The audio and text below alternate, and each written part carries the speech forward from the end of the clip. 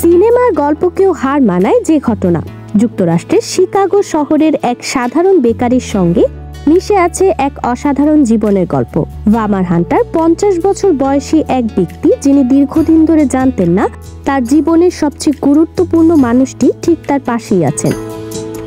শিকাগোর Illinois অঙ্গরাজ্যের বাসিন্দা ভামার Hunter প্রায় বাড়ির পাশের গিভ মি সাম সুগার নামের বেকারিতে যেতেন।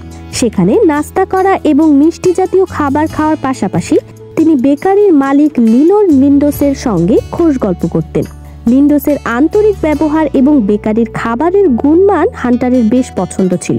2022 সালের মার্চ মাসে একদিন হান্টারের মুঠোফোনে একটি অদ্ভুত ফোন কল আসে। কলটি আসে বেকারির কাছ থেকে। তাকে অবাক করেছিল, কারণ বেকারির থেকে ফোন দেওয়ার কোনো কারণই ছিল না। ফোনের ওপারে থাকা লিন্ডোস জিজ্ঞেস করলেন, আপনি কি ভামার হান্টার? তখনই উন্মোচিত হয় একটি অবিশ্বাস্য সত্য। লিন্ডোস জানান হান্টার তারই সন্তান। হান্টার এবং লিন্ডোস দুজনেই ফোনে চিৎকার করে উঠলেন। 1974 সালে মাত্র 17 বছর বয়সে লিন্ডোস হান্টারের জন্ম দেন। তখন তিনি ছিলেন আর্থিকভাবে দুর্বল এবং সন্তানকে ঠিকমতো লালন পালন করার মতো পরিস্থিতি তার ছিল না। তিনি হান্টারকে দত্তক দিতে বাধ্য হন। জন্মদানের পর সন্তানের মুখও দেখেননি তিনি, কারণ যে সন্তানকে দত্তক দিতে হবে তার মুখ দেখে মায়া বাড়াতে চাননি লিন্ডোস।